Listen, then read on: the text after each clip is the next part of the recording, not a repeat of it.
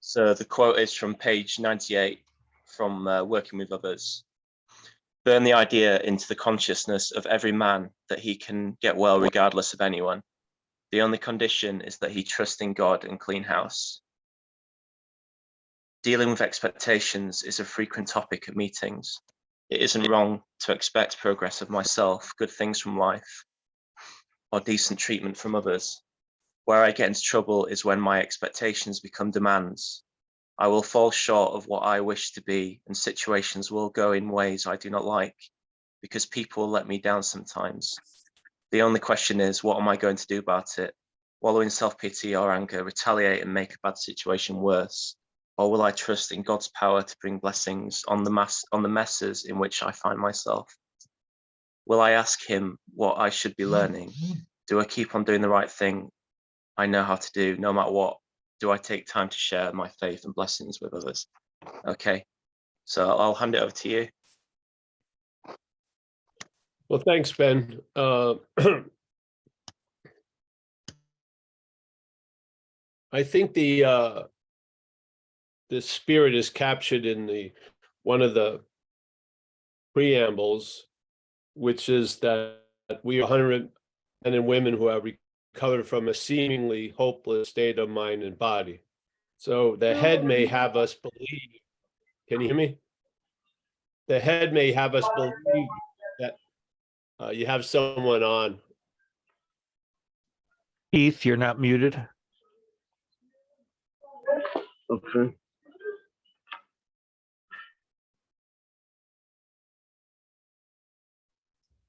All right. So this idea that it's a hopeless state of mind and body really fuels the fuck it really in the head, which is you're just going to keep doing what you're doing because you don't think there's any other possibility. That's an incredible conviction and faith in finite self that allows that condition to sort of permeate. If you really look at the diagnosis of it, that's faith in finite self.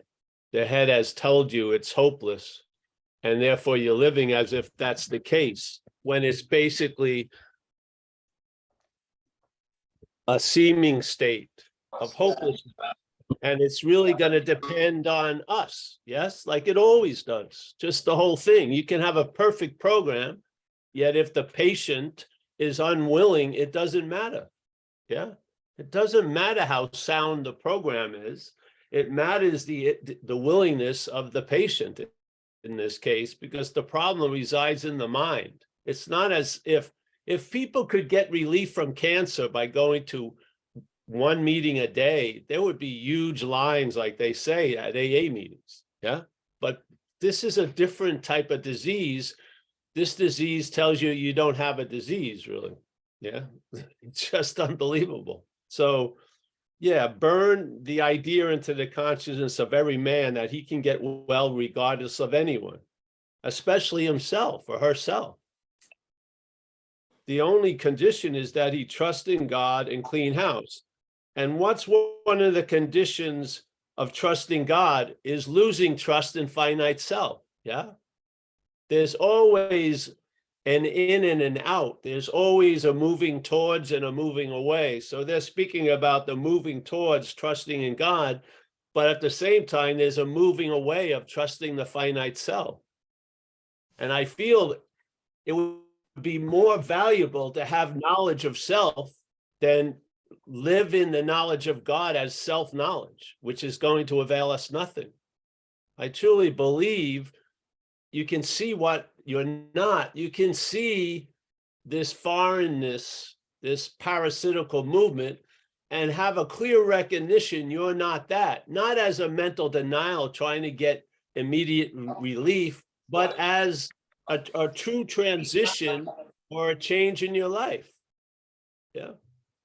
This is what it says in AA. We're going to be on a new basis, trusting the infinite rather than finite self. I believe all of us are on that new basis. Now, a lot of times,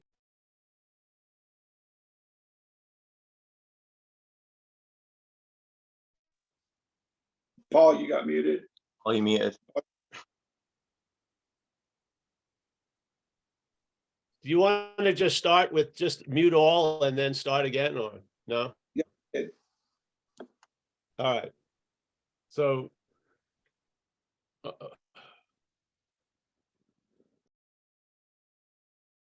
I saw people at recovery meetings, when we go to rehab, and the person was clean and sober at that moment, but his head did not think so. And it was just biding time because he truly believed he was going to go use drugs again, even though he wasn't using drugs at that moment. Yeah. There was no recognition of the miracle that he was not using drugs at that moment. And there was a faith in the finite self yapping as if, well, you're going to be going out on Monday. Yeah. This to me is valuable, is to see the diagnosis of the underlying causes and conditions. Yeah.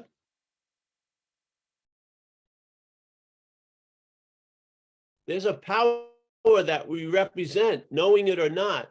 It's called faith. And if we have faith in finite self or in the thought system, and we're believing this false evidence that constantly keeps being presented, yeah, as Jesus supposedly said, as you believe, so it is. So if you're believing the thoughts that arise out of this idea of self and are there to reinforce that idea of self, you're in the condition of trusting self. Yeah. The new basis is trusting the infinite.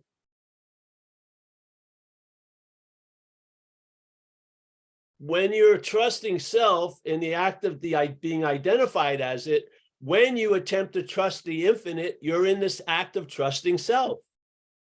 So now you have a God of your own understanding, which I believe is a necessary beginning, but it doesn't stay that way, hopefully. I hope it transforms into a higher power of its own understanding, because that's going to be revelatory. Who wants a higher power of their own understanding? That would be that which is playing God with God, my feeling.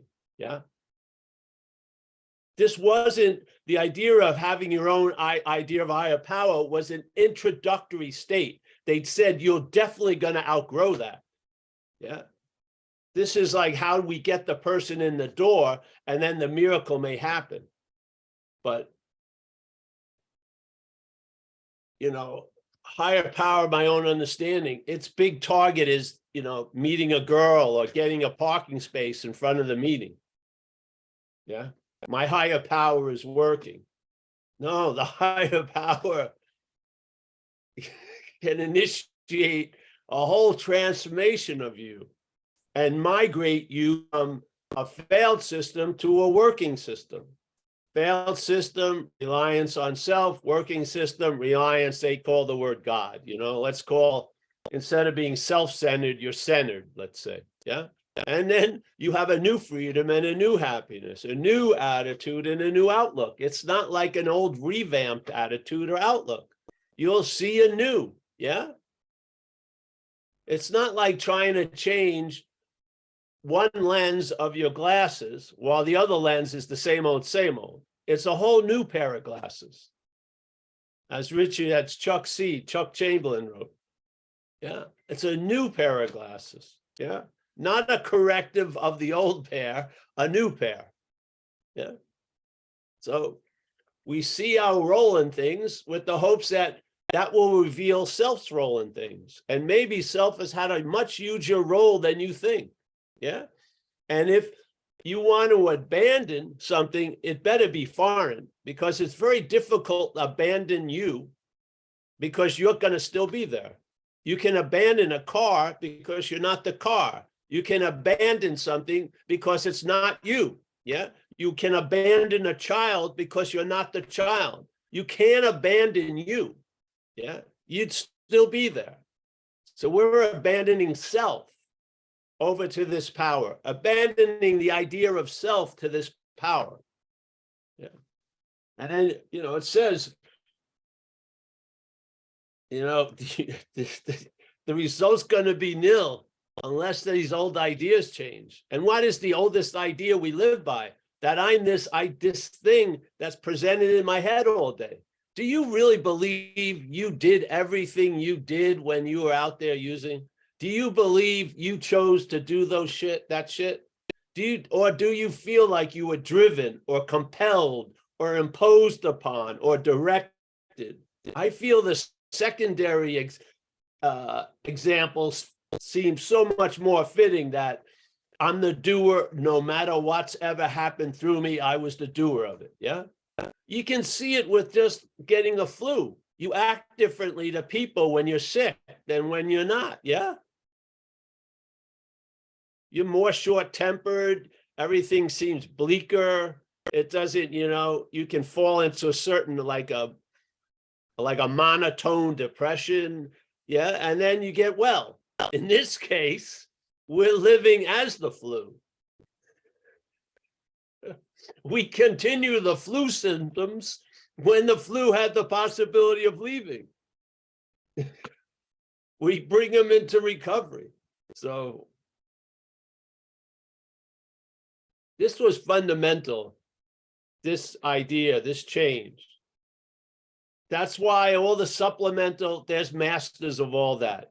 There are so many incredibly well-versed people in the steps, traditions, the world concepts, everything, and the way this thing works. Yeah. I want to just see the underlying causes and conditions, because they're the big movers and shakers. I truly believe. And it gets to be really, what basis are we established in? Is it reliance on self, or is it trusting a higher power? They're not, you can't merge those two. Yeah. You can't have two masters at the same time. It just doesn't work. So what is it? Yeah. And you can tell the tree by its fruit. Yeah. If I'm traveling lighter, I'm not on the phone, going over bitching about shit for 3 hours with people every day. I feel somewhat balanced and healthy. That's not of my own doing, but that's the effects of relying on a higher power. Yeah.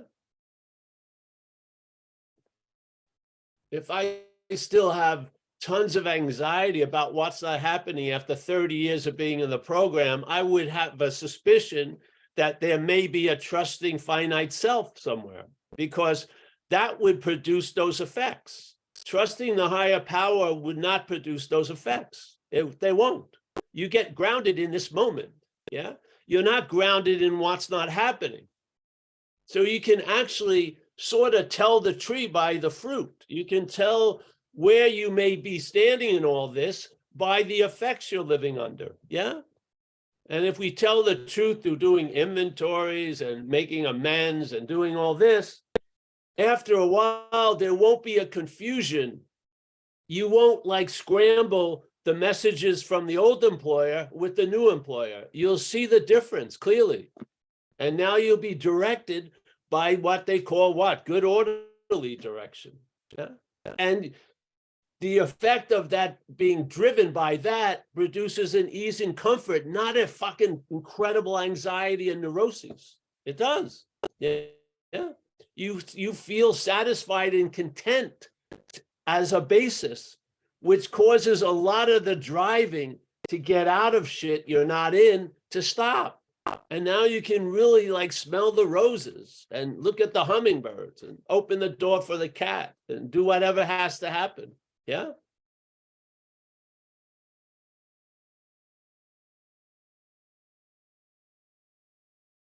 I don't want to be a master of the leaves. I'd rather be a master of the root. The root has much more effect than the leaves. Yeah.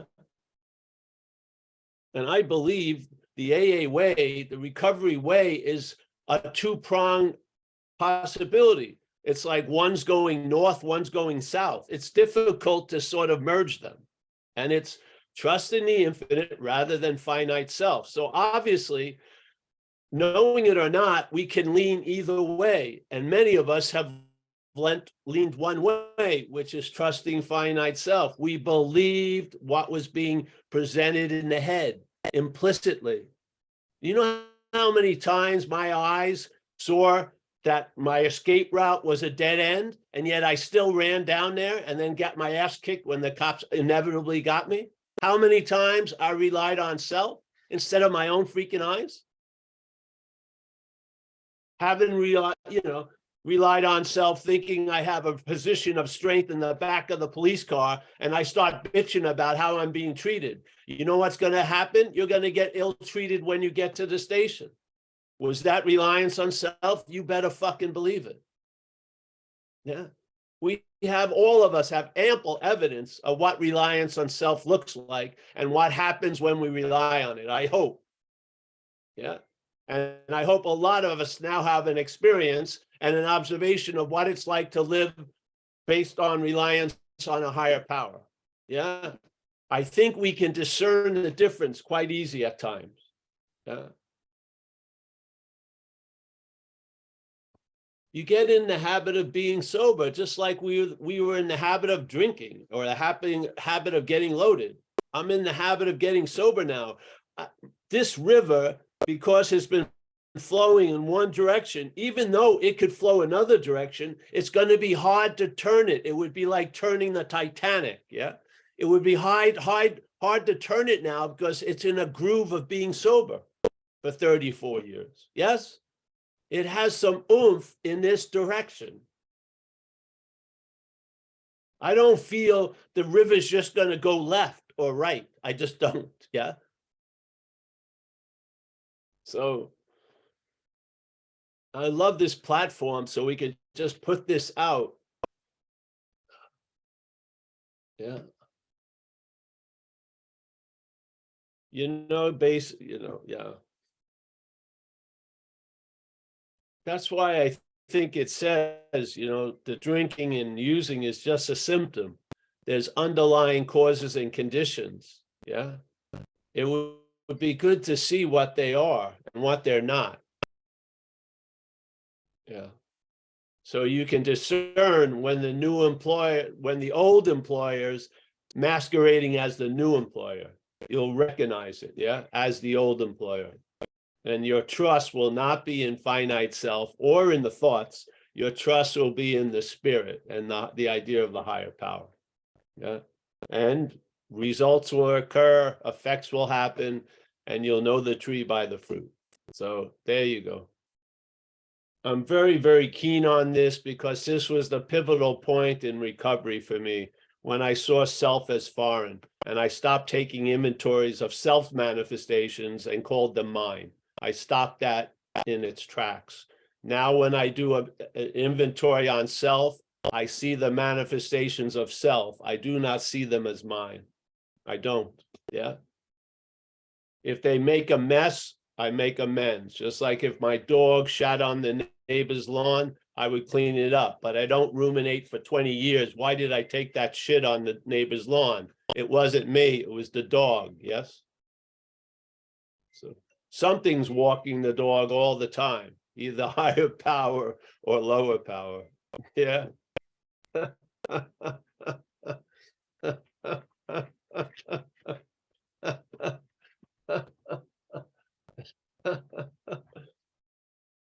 Yeah. So thanks, everyone. Thanks, Ben. Thank you. Okay, thank you, Paul. All right, I'll open it up for questions. If anyone's got anything to share or any questions to ask, you can raise your hands if you like.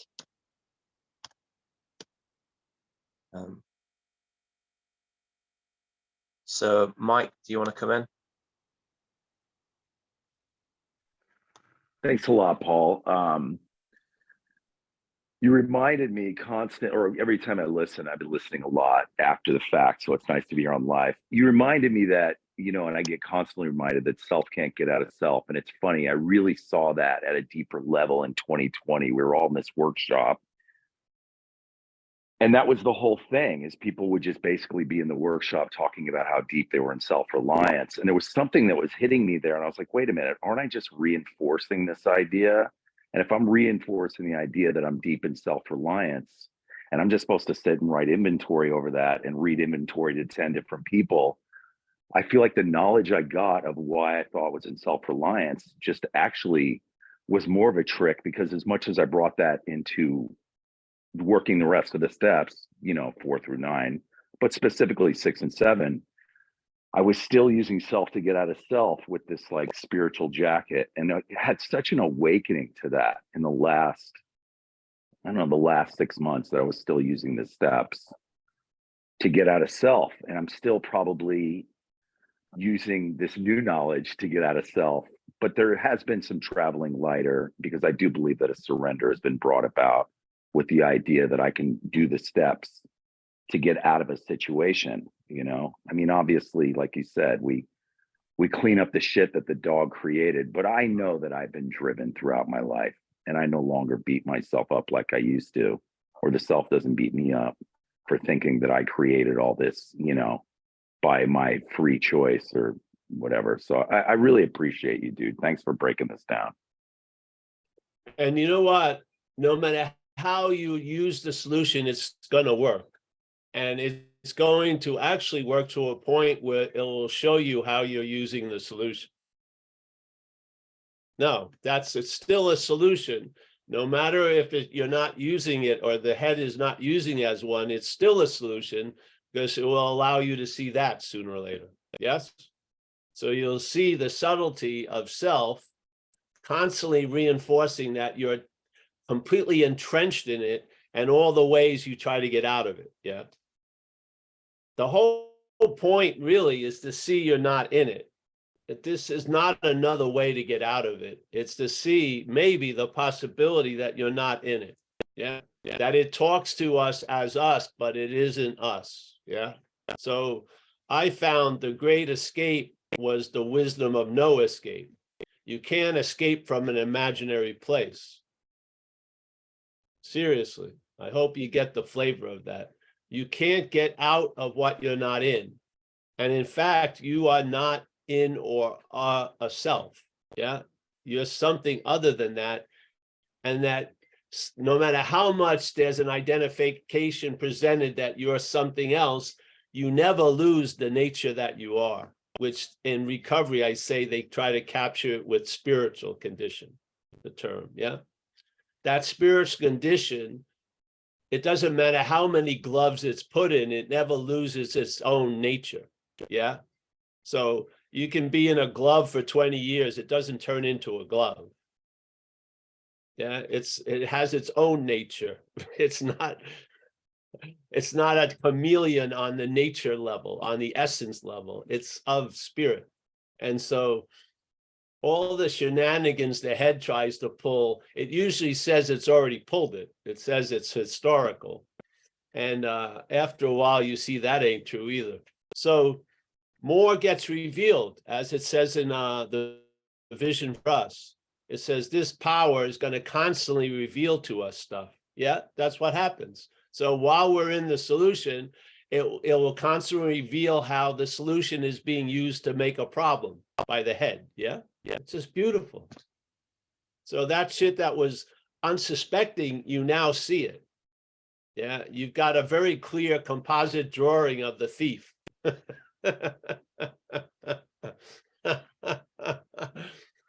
And it appears as you. So I love, no matter what, no matter how bad or wrong I was doing it, the steps were still working when I came in. It didn't matter, because there was a momentum that wasn't going to be altered by all the mental shenanigans. It was just, so every fucking way I got through whatever I got through, in a way, worked, because I'm still sober. And it brought me to realize the futility of trying to use spirit to get out of spirit, so to speak. Yeah. You can't get out of what I truly am, which is beautiful. Yeah.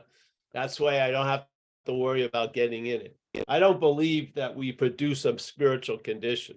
I believe we do certain things that diminishes a mental condition, really, so that the spiritual condition can be readily seen or sensed or felt. It's not like we built it up like in a gym. It was always available. It's just we weren't, yeah, because the mental condition was amplified to a great degree. The program diminishes that, and then the spirit becomes obvious for some of us, yeah? Yeah, yeah. Why wasn't it obvious? Because we were up the ass of self. It had nothing to do with building spirit up. It had to do with the diminishing the mental reliance, really. And that's what the program does. And then the spiritual solution is readily available right where you are at all times with no requirement necessary, because for all intents and purposes, it's us, really. Yeah. And this is what the problem tried to mimic. The problem has implied and reinforced and insinuated what it's talking about is us. Yeah. And that try as you may, you're never going to get out of it. Yeah. Because it's you, but that's not true. But the real truth is similar to that, which is you are spirit. You're not in a spiritual condition that you can be kicked out of. You are a spiritual condition that can override the going in and out of other conditions. Yes. This one sun doesn't go down. This one sun doesn't get eclipsed by the mental moon. Yeah. It's all seemingly so. It appears to the sun that the moon has eclipsed it, but it hasn't eclipsed it. Yeah. Yes. Yeah. So check out the word seemingly in a dictionary. One of the definitions in the dictionary I looked at was it appears to be true or false to us. Yeah. So what's the main arbiter of true or false is us. Yeah. If everything is really seemingly so to us, because it's not seemingly so, false evidence is false evidence.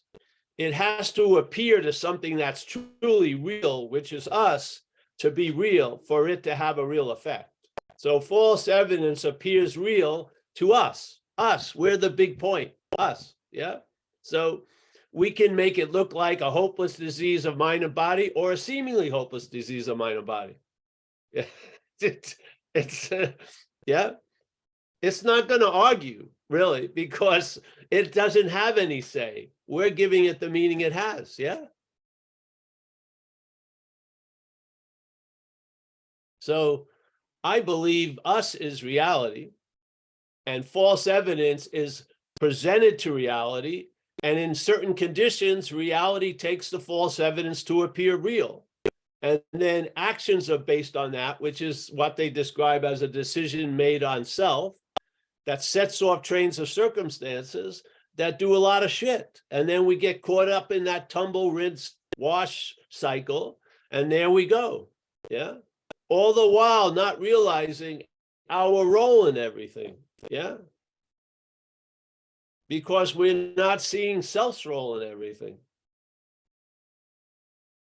Yeah. I find that to be incredibly valuable every day. Every day. When your basis change, it's much bigger, more influential than changing things every day. Yeah. It just is. It's like a long-term investment. That's much, much better than playing the market like every 5 minutes, let's say. Yeah. You're guaranteed traveling lighter.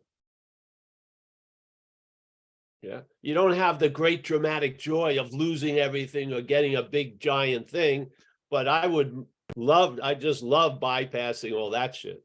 Yeah. Because, when people go out, they may not have a surrender, it may be a few months, and who wants to live through that unbearability? Yeah. I've seen people who knew they thought what AA was, but they went back out and AA hadn't changed, but they did. And now they didn't like AA. They didn't like the meetings, and they had a drive. They had an urge to drink or use, which it had been removed for them for years. And it was one of the biggest surprises in their lives. They could not believe their memory of it did it no justice. And I could hear them like moaning at these meetings, talking about, I had no fucking idea. I want to drink every day now. Fuck. Yes. You want to play with that? No way. Yeah. So there is a solution.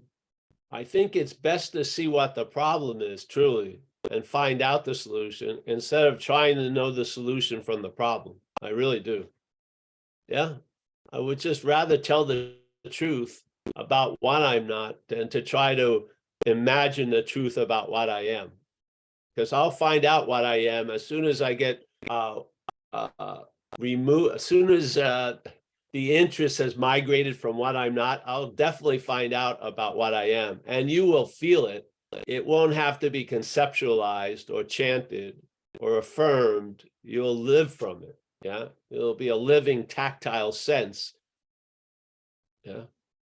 Yeah. So there you go.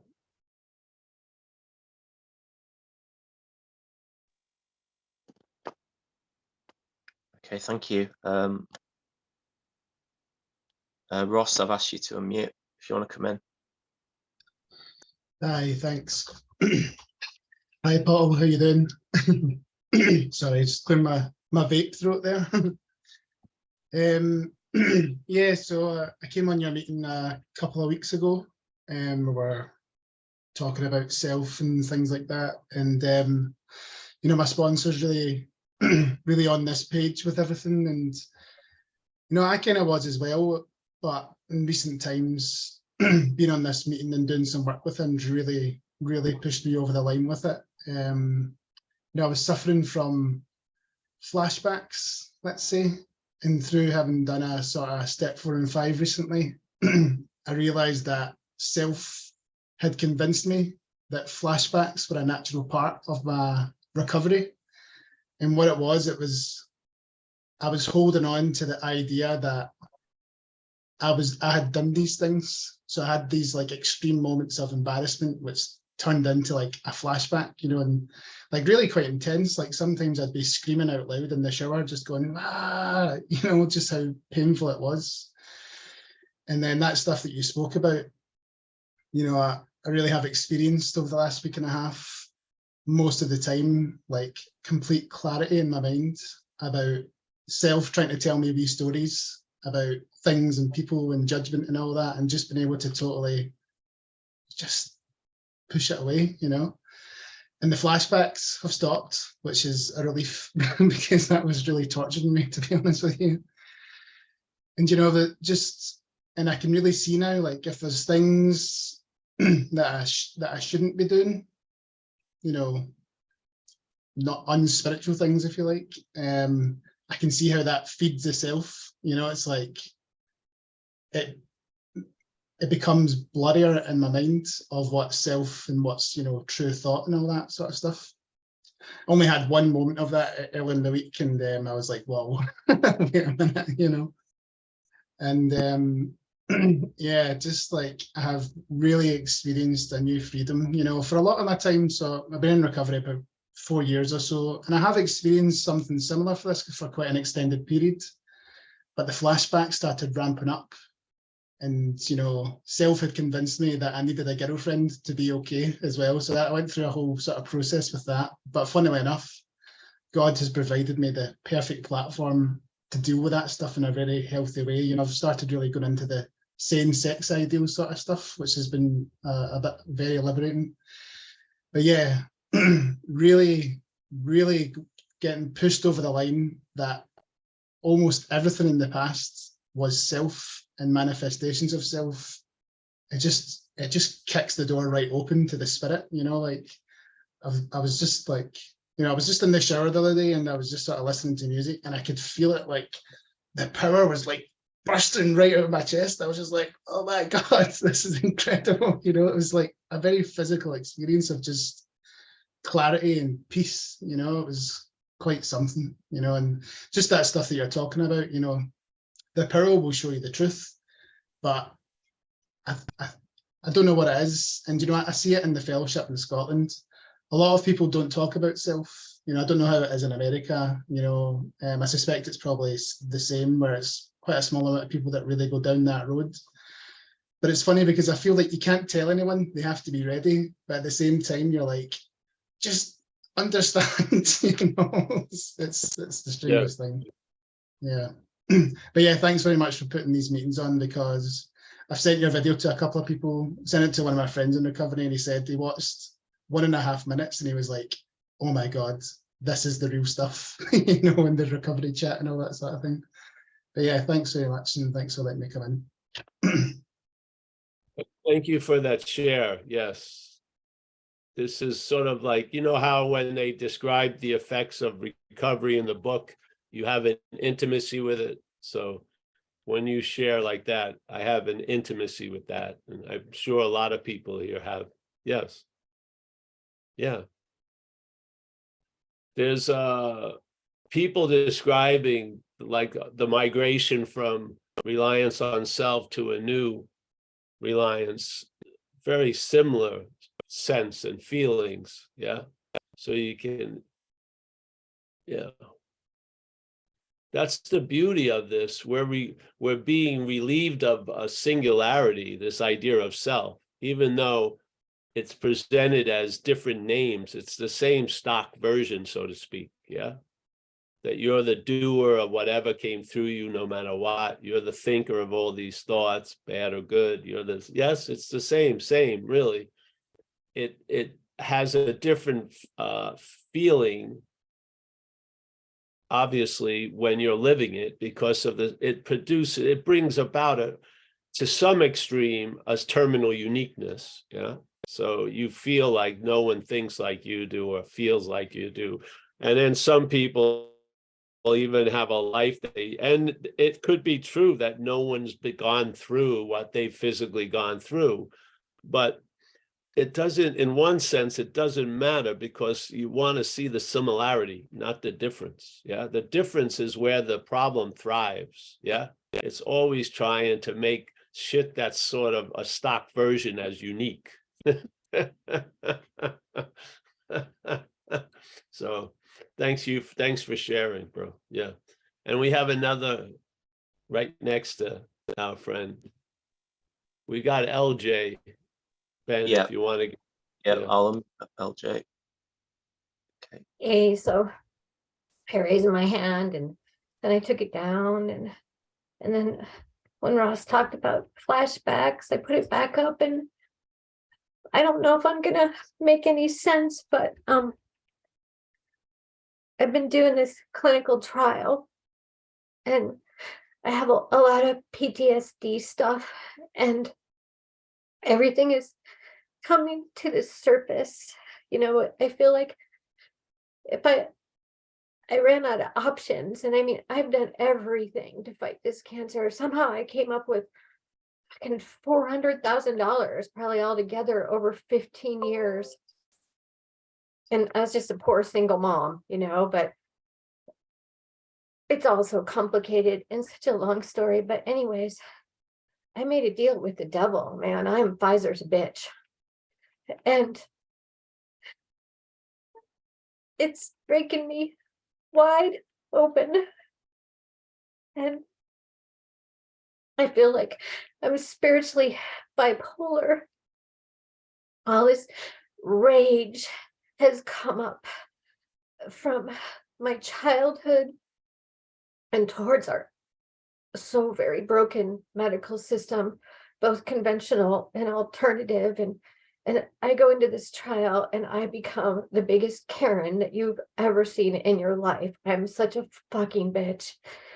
And then I'm apologizing after I rage, because it's not who I truly am. And it's awful.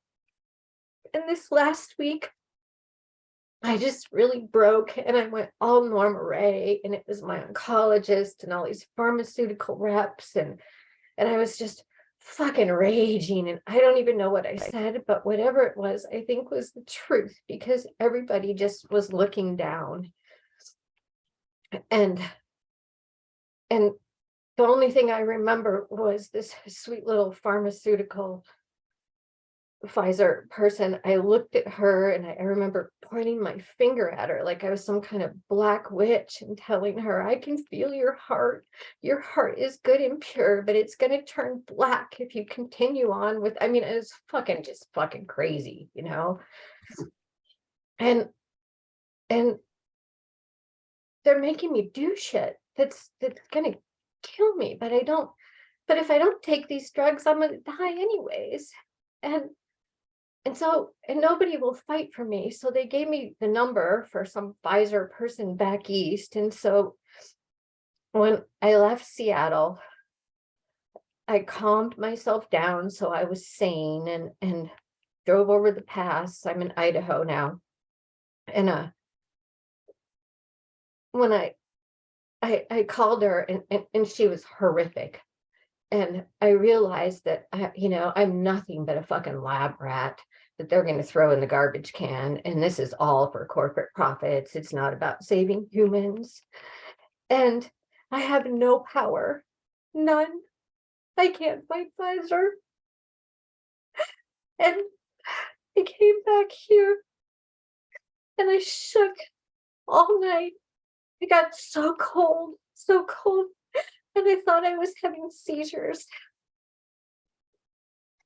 And then the next day, I went into this non-duality spiritual trauma group platform that's out there. I'm just gonna fucking say the name. It's Scott Coloby's group.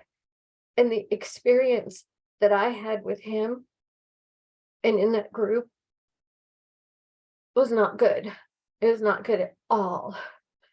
And I won't go into all the details, but I ended up telling him in the end in his group that his multi-level marketing spiritual platform was bullshit and that he was a fucking douchebag, which I realize is I don't even fucking know. But once again, I was brought to my knees, and then Hey, honey, can I just jump in a second? I think in a weird way, this little reading is perfectly appropriate. It says here, burn the idea into the consciousness of every man and woman that he and she can get well regardless of anyone, even Pfizer. Yeah. Well, this No, let's just stop there because this is a situation many of us find ourselves in. Yeah, it seems like an airtight case. I can't get out of what I'm in. Yet it says, burn the idea into the consciousness of every man and woman that he can get well regardless of anyone. The only condition, this is right out of the book, yeah? The only condition is that he trusts in God and clean house. Yeah. So I know there's all this stuff happening on the surface level, but on the underneath level, this is totally appropriate, which is, yeah. I remember it just in my humble experience. Been sober a long time, surfing a long time. Everything was very nonchalant. Everything was going just, so I'm in the ocean here in San Francisco and the knee went out. Yeah, it popped out and it wouldn't go back in. So I had to get off, got out of the water. Someone had to help me to my truck. And then I knew I was screwed. And it set off a train of circumstances that brought me to hospitals. And then I came to a conclusion that the only way I was going to be able to get back in the water was to have, because it's structural, that I have an operation. So I entered the world of operation, and the operation, I felt a weird energy around it and the doctor, and it went bad. So I came out of that situation where my knee was pretty good, except it would go out. Now it was hurting in all these other ways. So I had to have a second operation to correct the first operation. And then after the second operation, still things were weird. I just said, fuck it. I'm just not going to do this. Yeah. And I backed out of that idea of getting a third operation or whatever. And it led me to the point of not doing anything. Really, truly, not doing anything to make it better and shit like that. And it's been gradually getting better over these years. Yeah. And so I don't care how far you can get out. Yeah. And maybe this fear of dying has put you in this position that it feels like you're gonna die every day. Well, man, make a, this is a very Cecil D. DeMille, Martin Scorsese moment of surrender. Yeah. And just fucking, work with some people outside of the medical and this and shit from recovery, and start seeing what you can do and what you can't do, and take care of yourself, instead of, because the acting out, if it's directed in the wrong way, just furthers the more acting out. If you bring it to people who know what it's like to be in a situation you're in, and I don't care about the specifics, because people feel exactly like you with different specifics. Yeah, they do. People can make mountains out of molehills. So yeah, that's what I would suggest. And I'm very happy Can I say more though? Hmm? Can I say a little more? Yeah.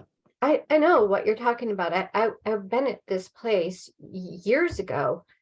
The terror and all this stuff reared up, and I had this moment up on a mountain where my grandfather started speaking to me, and my grandfather's dead, and the big old tumor that I had in my liver freaking disappeared. And that's what he told me. And I thought I was having a psychotic break. But then when I went in to have a liver biopsy, the tumor wasn't there. And I walked away from the medical system for 7 years with stage 4 cancer and just cruised, which it shouldn't have happened, And the other thing that's been happening lately is, it's like there's this war, there's all this darkness, but then there's all this, I have these moments where like all this light and love comes through me. And like, I started praying again last night, and I haven't prayed in a long time. And ironically enough, I decided to pray to the brown skin hippie Jesus. It's probably, I got triggered by the Super Bowl commercial or something. And I woke up with like this whole plan that I wrote down, that I need to make cookies and take my cannabis pain cream and take it to the medical providers. And I'm going to a cancer center that's not trauma informed, and take all this and use it for good, use it to help the other people. And I got really creative with this idea, and it like lit me all up. But I'm like flipping back and forth between these two worlds so often that it's just really confusing. Well, just leave the one world. And, and so I'm not an authority, I'm just sharing as a member. But I saw, when I got sober in '88, the meeting that was my home group was a wild meeting. And a lot of these people by '89 were dying of AIDS. Yeah. And you know what? You know how many people died sober? A lot. Yeah. They accepted something. They stopped fighting it. They accepted it. And they had fucking honor and gratitude and integrity. And they were incredible examples for me, because it was just amazing to see what these people did and how they stuck with this sobriety. Yeah. And I was only a year sober. So yeah, no matter how much you think you're under the devil's due, you can break the contract. Yes. The crazy thing about all of this is, I've done all the things, but I was an alcohol and pills girl. That was my MO. And I have total access to that right now. I could get as many prescriptions as I want. And it doesn't even pop into my head through all of this, which is crazy. Yeah, you're over that. And maybe you're over something else that you seem to have some kind of contract with. And I feel like you can null and void it. Yeah. And maybe let life take its own course. Yeah. Yeah. I've been laying on tables where there was a suspicion I broke my neck in the water, and the doctor broke the news to me that, you're never going to be able to surf again. If you hit your head, it's going to be the end. And I looked at him and I said, man, I've given up things I've loved, so there you go. Yeah. So, and I went back in the water 3 months later, and I lived under that thing that if I hit my head, I'll probably die, but I like the water. And then I was convinced to leave the water mostly from problems with the knees. So yeah, we're here to support. I just think the reading is perfect. And, even with Pfizer, you have to see your role in things. Yeah. Even with, this whatever giant monster machine, we have to humbly look at our role in things. What keeps me going back to this thing that I see as so dark and malevolent? Yeah. And yeah. And I would really, hopefully you have people, hopefully that are in recovery that you can speak to on not just on a platform like this, but, daily, to sort of listen to other people's take on the same thing that you're involved with, because there's nothing like a new perspective, really. Yeah. So, and we're here as best we can. And I'm sure people would stay after the meeting who have similar situations or whatever. I don't even think the similar situation has to be similar. Everyone has felt similar with vastly different looking situations, because the head is the primary meaning giver. It's not the specifics and the particulars. Yeah. This is a life based on principle, which outshines the particulars and specifics. Yes. You have to render to Caesar what Caesar's, but you're not a Roman citizen. You're not of those things. Yeah. That's my feeling. So, yeah, you're very clear about stuff, but something I would ask clarity for. Yeah. Yeah, I would. I'm not going to say what I think it is. I think it's best for you to find out, but ask that spirit in you. What is it I know that I don't want to know? And see what happens. Yeah. Yeah. Yeah. Yeah. All right. Thank you, honey. Thank you for feeling safe enough to share. And I don't have an intimacy. I don't think I have cancer. I haven't had that particular stuff, but I have had obviously a lot of life-threatening things in my life. And sooner or later that there's coming to a peace about dying. Yes. Yeah. Yeah. I mean, I don't know what I would be moved to do to keep prolonging something. I really don't. I feel like, I could go out kicking and screaming at the last second, but I feel like the inevitability of this bargain we're in, which is being born and dying, I don't think I want to lose a lot of qualities just to keep physically living, but yeah. So yeah. Yes. I think it's an important, I had the great privilege of assisting a birth when I was younger. A lady named Fran, the guy who got her pregnant wasn't there. So she wanted me to be there, and I helped hold her legs, and we had a full-length mirror. You could watch the baby come out. And it was such an energy in that room. And then I witnessed someone dying, and it was the same energy, basically. It was like the same doorway. If you're on one side, it looks like entrance. If you're on the other side, it looks like exit, but it's the same door. So, yeah. So thank you so much. Thank you. Yeah. Anyone else? Yeah, so we've got one more hand. Thank you for that share. Derek, let me unmute you. Okay. Come in, Derek. Derek Alcoholic, what up, my people? What up, y'all? Y5. What's going on, y'all? So glad to be here, man. Paul, thank you so much for this meeting. Everybody in the background, everybody that shared. Power. Yeah, this was powerful. This was definitely powerful. And what I got for the reading, it took me back to we agnostics, where it's, you know, it says how we have been worshipers, and you know, and it reminds me how I was worshiping like all these things about my life that I didn't even know I was worshiping, you know? And that's why I'm grateful for the process, you know?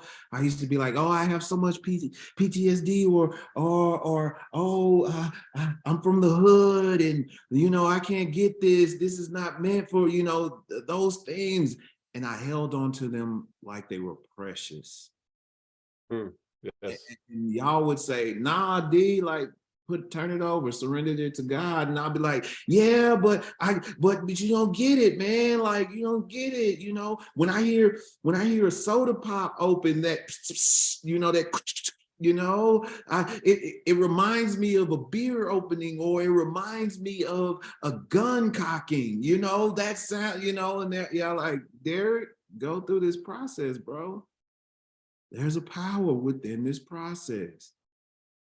And I realized when I focus on the solution, which is the power that I call God, and I focus on that goodness, and I look for that goodness in every situation, I'm able to handle it, you know? I'm able to endure it. I'm able to, you know, I'm able to breathe with it. And I'm loving this. I'm loving this. What a powerful meeting, y'all. I'm so glad I was here to witness it. I'm glad I was hanging out with the fellowship today all over the world. So still learning to be humble, trying to stay teachable. Thank you again, Paul. Oh, great. Thank you for your share. Very good. Yes. Thank you.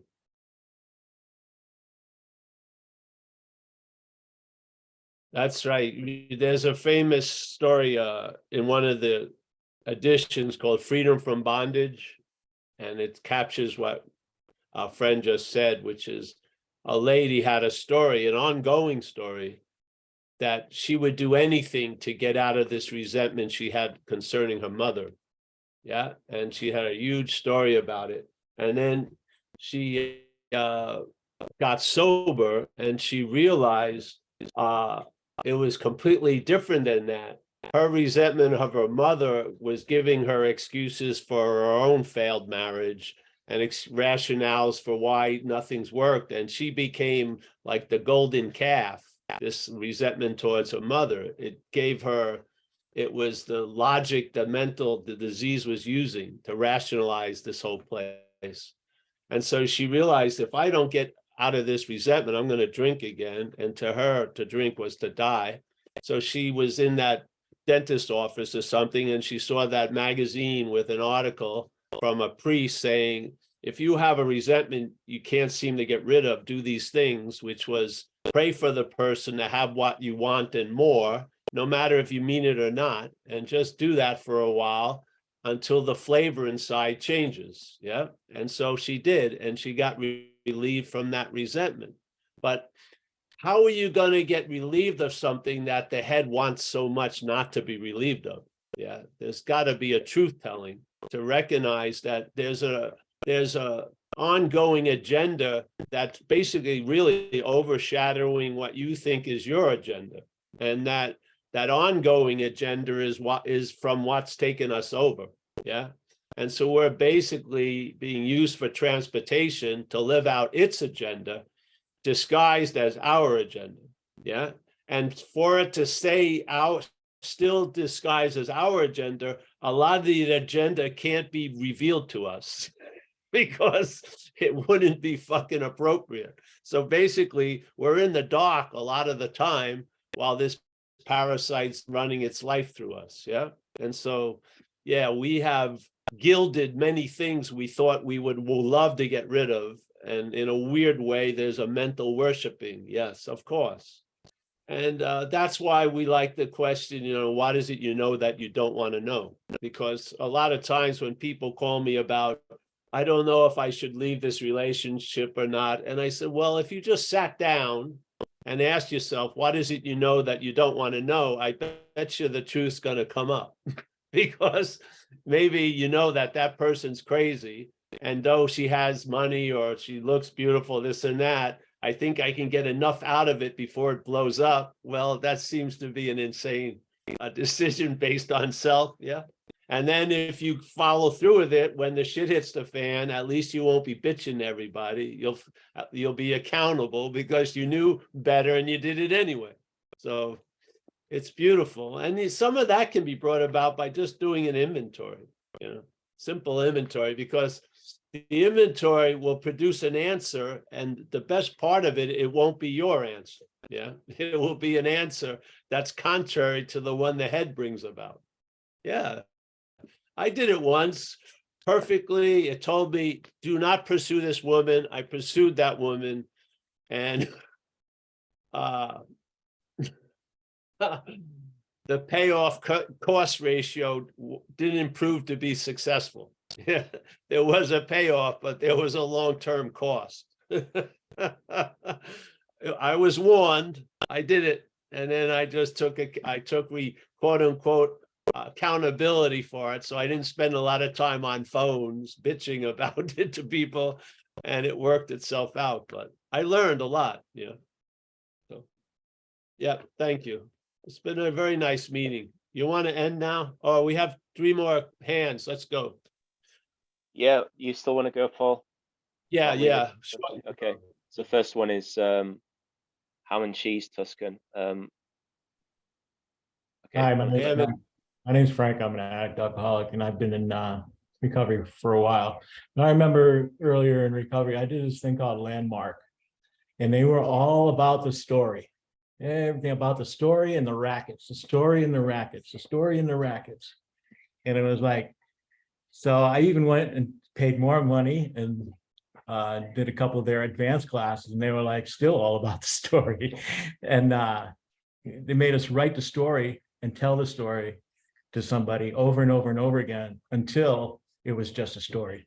There wasn't really any meaning to it, And Yeah. I don't know if that helps anybody, but, and there was one other thing that I learned too, is that God doesn't exist in the past or the present. It doesn't really matter what you call him. You're only going to find peace. For me, I can only find that peace and that grace in the moment. I can't find it anywhere else. So if I stay right here, right now, I'll be fine. And that's all I got. Thanks. Thank you, Frank. Nice to hear from you. Yes, I think Greg. Yeah, Greg, do you want to come in? Hey guys, hey Paul. So I Hey. guess my message is probably more directed at LJ, but so when I sobered up this last time 18 years ago, I found out I had blood cancer and there's no cure for it until you get really bad, and then you could do a bone marrow transplant. Well, I finally became candidate to that about 17 years, and then found out I couldn't get the support I needed to help me get through the recovery part of it. And so, at that point I was feeling pretty angry and had everybody on the hook, and people didn't care about. I was going right back to the old way of looking at things like I did when I was still drinking, and that wasn't working real well for me. And I really like what you said, Paul. You said, if I'm going to die, do I want to go out kicking, or do I want to enjoy the last of what I have to enjoy? And maybe that was where that uninspected resource came from. I asked myself, what am I supposed to learn from this? And if I was to learn something from it, am I willing to pay attention to it and let it teach me the lesson that I need to learn? And I did. And the biggest one for me has been, let it go the best I can. I still see the doctors and all this stuff, but less and less am I feeling sick. I'm feeling better.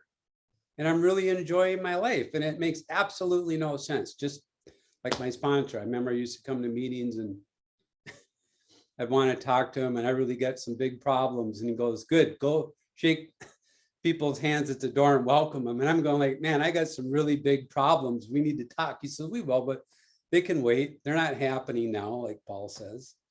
And none of that, there was no reason in that, but there was a sense of relief from doing what I was asked to do. And, now I guess I'm far enough along where in most instances, I have enough common sense to understand that with most situations, I can divorce myself from whatever's appearing and not accept those circumstances as the reality. I get to choose what reality I'm going to live in. Yeah. So anyway, I know I hope I'm not pontifying or whatever, but I know that there's more than just two choices. Things aren't black and white. And if I'm willing to trust and just have some faith, what's the worst thing that could happen? I'm going to die. I'm going to die anyway. So what can I do to enjoy my life today? Take a shower, get up, go to a meeting, see who I can help that's new. I called my mom today and I couldn't believe asking if she wants help, wants me to come over and take her grocery shopping. I just didn't do things like that before, but I do them now because I get to, and I can, even though I'm still not well. So yeah, I'm grateful for what cancer has taught me, and alcoholism and being overweight and being a smoker, all those things I'm not anymore because I turned it over. And I think it can be that way for pretty much anybody. I'll pass. Thank you, Greg. Thank you. And So last one is Giselle. Giselle. Hi, everyone. I'm an alcoholic and loving this meeting. Thank you, Paul. Thank you, everyone.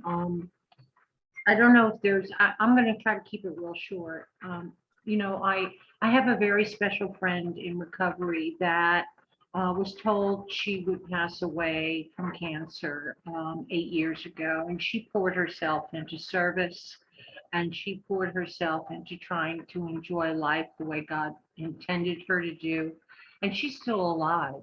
Now she had gotten rid of all her stuff, and made her funeral arrangements and everything, and now, I'm helping her with a decision to buy a house, so, and I just want to say one thing. I hope it's okay to mention this, but I study Emmett Fox. There was something that really struck me yesterday along the lines of your philosophy, which I love, which, doesn't change the big book, but it is a better way for me to look at it, and has been. And it's a book about that is authored by Emmett Fox, and it's called Find and Use Your Inner Power. And it has many, many, many antidotes in it, but this one is entitled Stop Limiting God. And I'm not going to read a lot, but I'm going to say this.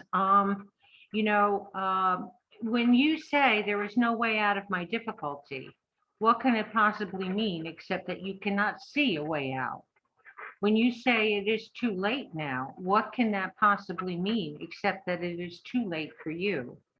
When you say the problem is too great, what can it possibly mean except that it is too great for the faith that you have at the moment? And, now I can look at this differently. Before I used to question, well, how can I get away from that thinking? How do I know, that I'm not thinking that way? Well, now I can be more aware of it because the self is limiting the power of God. Not me. It's the self that doesn't want me to get closer to God and wants to limit God's power. It's just such a greater way of looking at things, because I used to say all the time, it's too late for me. I'm now 62. I had 20 years. I relapsed for 8 years. I'm 62. There's no life left for me. It's too late. Well, that's the self saying that. That's the self that wants me to go back to drinking. There's no limit to what God can do, whatever the doctors say. That's all I want to say. Thanks. Thank you. Thank you. And one thing, you know, you're always going to be looking at things, but you can see them differently for sure.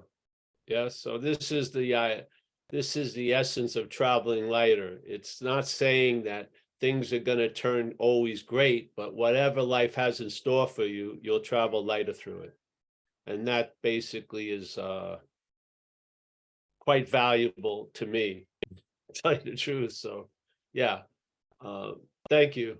And let's thank everyone. Nice meeting today. Appreciate it all. I'm going to say goodbye. Giselle, thank you. And if you're interested, Emmett Fox, he did a famous thing on the Sermon on the Mount that we've used a lot in recovery. So that's the person she mentioned. You can look him up. LJ, thank you for everything. You initiated a lot of sharing stuff, which is great. And yeah, seeing it or not, I think you got what you were looking for today. Yeah, so that's pretty cool. That's a nice way to base your investigation of the day. Yeah, it worked. So Greg, nice to see you. Thank you for your share and your experience. We got Michelle. I don't see her, but a big M. Jimmy R, as always. Nice to see Jimmy here. We got Chris B, Tom W, Tom from Washington, always nice. Bill Churchman, Kathy in Cleveland, Ross O'Neill, Scotland. Say the word miracle, Ross, for us. Miracle.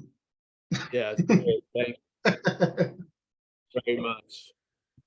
Gary C, nice to see you, my friend. Oh, Haley's dropped in. Yeah, Hallie, like an alley. That's how I remember. Nice to see you. Ben C, thank you for your service, Ben, and leading the meeting. Joseph, always a pleasure. Mia, from I don't know where she is, but there she is. I don't know where she is, but there she is. Kathleen, always happy. Keith M, nice to see you, Keith. Thanks for showing up. Sally, as always, appreciate it. Gail, Pink Cloud, yeah, there she goes. Nice to see Gail.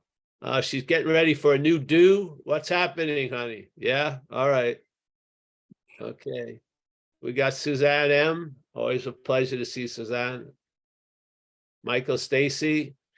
I'll see you today. Hey, by the way, we have a meeting at 4:30 Pacific time based on another topic, but nonetheless, you can go through the Zoom just like you use this Zoom. It's the same Zoom room.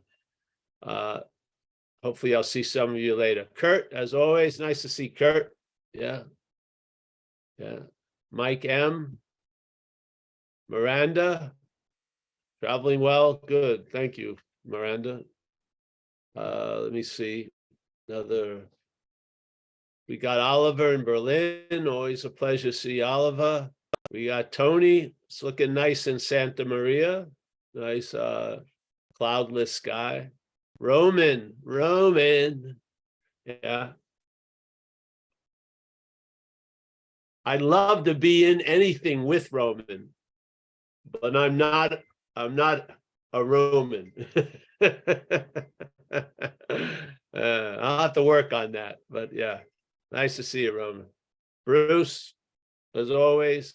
We got Jacob is in the Hudson Valley at the moment with our lovely Alex somewhere. We got Jack, wicked pisser. Yeah. Ham and cheese, Frank from Tucson, Jeff down in Southern Cal, Kelly,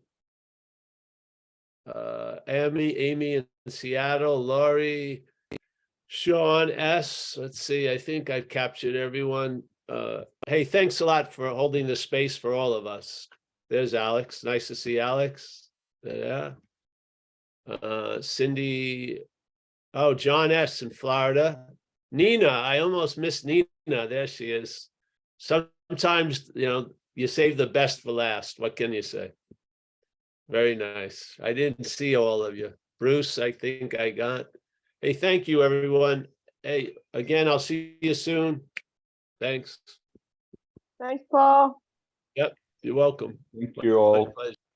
Thanks, you, Paul. Paul. Thanks, Thanks, Bob. everyone.